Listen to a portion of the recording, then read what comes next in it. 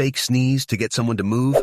I went into the local big box store during my lunch break to get a few items.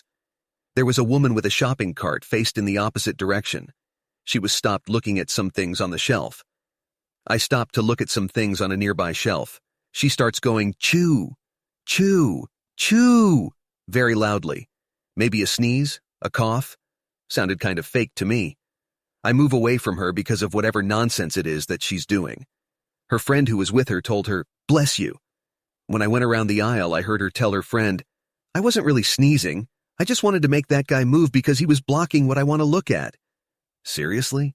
This is what the blank our society has come to? Subscribe for more.